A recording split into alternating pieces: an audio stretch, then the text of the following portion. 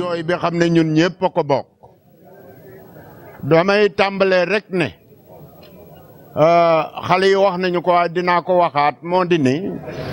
dafa mel ni dañu def yàlla dara ba mu jox ñu maire bu mel ni Moustapha Mbeng ndax nag fii ñetti maire moom mooy ñetteel bi jaar nañu fi kenn mosul ñemee def li Moustapha Mbeng def ci Kër Massar ne naa ko yàq waaw li tax mu koy def nag mu ngay defar dëkkam def na fa tool bu réeréeréy waa dëkk ba yëpp sañuy liggéey defaral leen jumaa ju réeréy ñu nga fa di julli mu ne nag fii xam ne moo tax ma mën a def loolu il faut ma yàq ko bala ma fee jóge loolu ñun ñëpp fi dëkk à partir de man ba ci yéen ñëpp ba ci xale yi nañu bañ loolu teguwul fen li tax teguwul fen cité Aynou Mady bii muy yàq titre foncier la depuis avant l'indépendance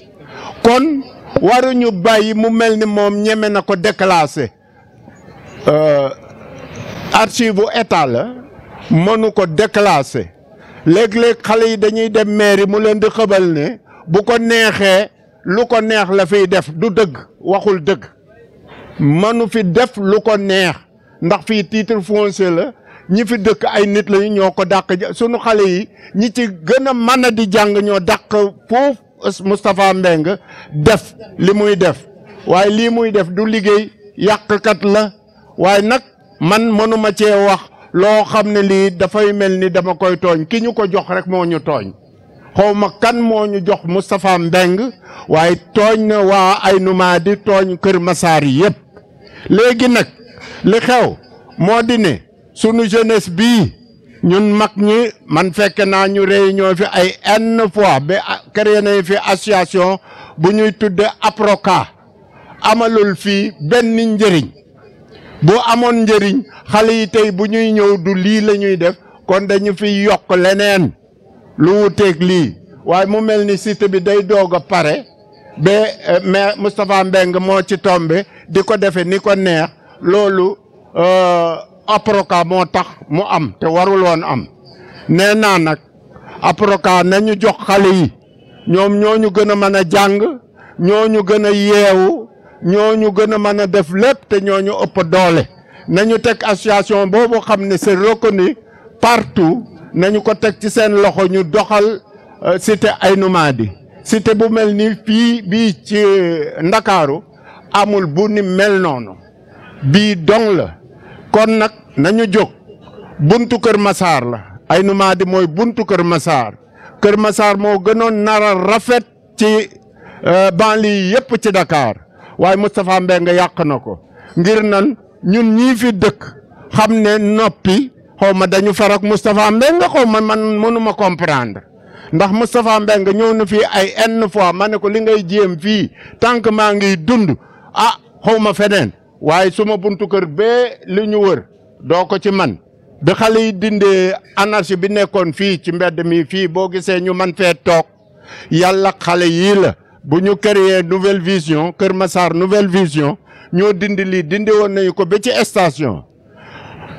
bi vacances yi jeexee ñuy dem ma ne leen fii maa fii nekk di leen aaral ba bés boo leen dellusee ngeen fekkaat ko rusuma parce que bi ñu dellusee gis na ne aar naa ko côté bële nag ñu bañ a aar borom kër ya fa nekk ñoom la du kenn borom kër ya la suma buntu kër ma nekk titre foncier ab jaaykat wala garage kenn du ko fa def may dund te yoon nekk fii Sénégal am na yoon te bu fekkee ne yoon wi fi ne pour ñëpp la sunu aajo dina faju waaye bu fekkee ne kumba ndey am ndey ak kuma amul ndaaye la loi yooyu soxlawuñu ko ñun loi yi ñu soxla fii ci Sénégal ba ci Aynou Mady fii mooy loi yoo xam ne ku def rek ñu dal ci sa kaw te ñun nag def nañu ñu tooñ nañu ñu dem nañu ci autorité yi wan leen ne tooñ nañu ñu ngeeg sunuy këyit nañu taxaw ci lii wala ñun ñu jógal sunu bopp waxoon naa ko préfet maa ngi koy waxaat préfet boo jógul ci lii ngay seetaan maire moo ko tey dinañu jógal sunu bopp de te boo boobaa yow la président de la république dina xam ne yow la wasalaam. asalaamaaleykum mbokk yi maa ngi nuyu ku nekk ci turam ak ci santam tey mën naa ne bésu mbégte bu rëy la dama waroon a voyager c'est hier vers minuit comme ma saisi ñu wax ma rencontre bi parce que tous ces temps-ci je n'étais pas là j'ai annulé ce voyage et Dieu sait que le voyage était important pour moi parce que dama am dëj ma bàyyi nit ñi dem ma toog li tax ma ne tey bésu mbégte la defe naa ne mbégte bi man maa ko moom maa ngi cité enseignant depuis 1989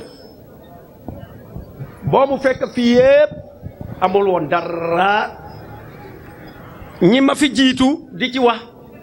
dañu lu bare sax lu bare li may wax rek mooy ne am na ku ko fi wax léegi ci sama ñaari góor gi xaw ma fàtte tukuma kan la parce que ñun dañu màgget dama ne sama kër mu ngi nekk fale ci wetu garage u jaxaay bi mais ci cité enseignant foofu ci biir ci cité enseignant nii boo duggee nii foofu la camions yi doon garé ay remorque dans les temps fexe nañu bee ñu jógee fa xeex nañu bee ñu jógee fa ñu teg fa ay pollu mbalit yu rëy boobu fekk marché jën bi ñëwagul woon sax foofu ñu xeex ba loolu jógee fii ay mécanicien nekk foofu ñu xeex ba loolu jógee fii ce que je veux résumer mooy ne un maire pour man un maire c'est le président de la c'est mon président de la République dama ne su ma waree jooytu ci maire bi lay jëkk dem ma jooytu ba ma xam koom fu mu yem sinon man mun naa jooyal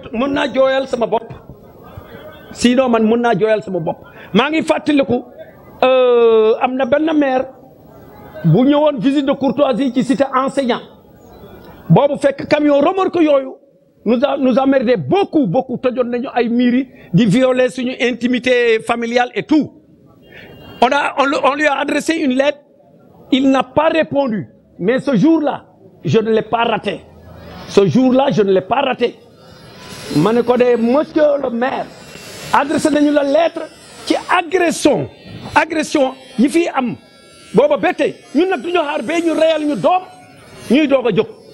Mathieu ne l'acceptera pas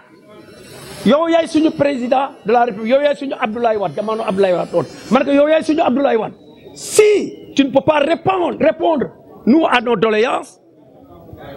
si tu ne peux pas venir à notre secours nous serons obligés de nous débrouiller dégg nga ma ne ko nag bi ma ko expliquer problème bi mu ne bon d'accord on va voir ma ne ko ne de toute façon la balle est dans votre camp mu dal ñu tontu une semaine après par écrit ñu ne camion yooyu remorque yu mag yi doon garé foofu ci deux voies yooyu boo fekkee deux voies yi amul duñu fa gaarati de 7h du soir à 7h du matin ñu yóbbu deuxième copie bi et ñoom ñu yóbbu copie bi à la gendarmerie était là ma toog lu ma 3 semaines la gendarmerie n'a pas réagi les gens venaient moi j'avais autre solution ma ñëw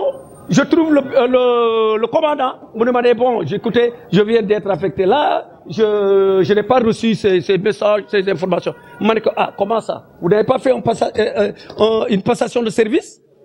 mu ne ma si mais je ne l'ai pas ma ne ko d'accord may ma tuuti rek ma daal di daw sama kër puisque je suis à quelques encablures